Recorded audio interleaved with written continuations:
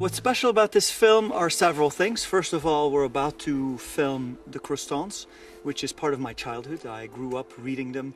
It's a Belgian comic, and I used to read them as a kid every week in a comic book magazine. And on top of that, it's in stereoscopy, donc 3D. It's a new technology. Of course, the success of Avatar has caused everybody to now go, oh, we need to do 3D. But even before, people have done it and tried it, and it's really new. It's a new language of telling a story. It's a new language of how you put the images together, which to me is always very interesting.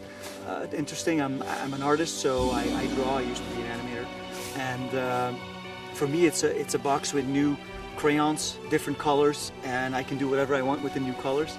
So when you create something, it's very interesting, it's new, it's something it's just fun to do.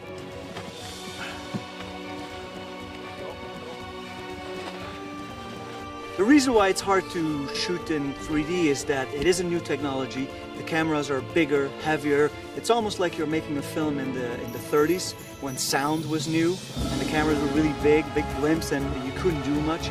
But things have evolved, and you can look at something as a problem or you can look at something as an opportunity, and you take the cameras and you use them for something new and positive rather than think, oh, I can't do this. For everything that you can't do, there's 10 things you can do that are better and more interesting because it's new technology. So I like that. I like to think like that.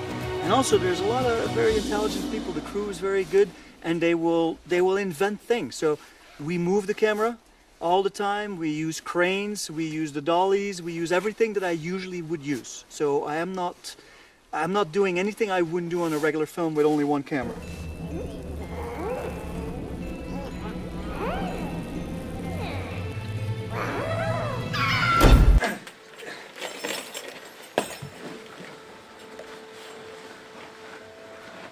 So I think the first time that we're going to actually have a film that is shot completely in live action, and we will add our main characters in CG afterwards, but we're adding them. So yes, it's 100% with plates and with actors and in real life. So, but the same thing, it doesn't mean for me that it's more difficult. It's just a different way of thinking and a different way of where you put the camera and what you do with your actors, so that there's always something interesting for the 3D effect. Because I think that the 3D effect, people are mistaken that it's just to throw something at the camera and it comes out of the screen in the theater and everybody goes, wow, well, it's an effect for 2 seconds, but it's a little bit cheap. It's a cheap thrill, it's a carnival ride.